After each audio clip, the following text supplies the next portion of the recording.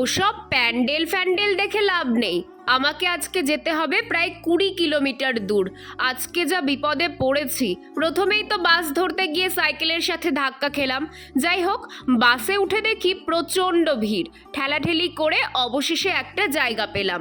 ও, কোথায় যাচ্ছি সেটাই তো বলিনি, আজকের মিশন এক্সাম। আবার যে স্টেট বাসে উঠেছি সেই বাস কাকু বলে এক্সাম সেন্টারের সামনে দাঁড়াবে না।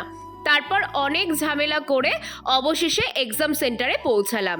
ওখানে গিয়ে দেখি আবার আরেক কাণ্ড, অন্যান্য কলেজের স্টুডেন্টরা ইউনিফর্ম পরে এসেছে, আমি তো ফর্মালভাবে এসেছি।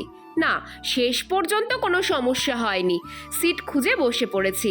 আজকে 2টো শিফটে এক্সাম ছিল, প্রথম শিফট শেষ। ভাগ্যি সেই গুড ডে বিস্কুটটা এনেছিলাম, না হলে বোধহয় খিদেতেই মরতে হতো। আমার হাত দেখে মনে হচ্ছে আমি একাই যেন এক্সাম দিয়েছি। ওদিকে সূর্যি মামাও ঘরে ফিরছে, আমাদেরও এবার ফেরার পালা।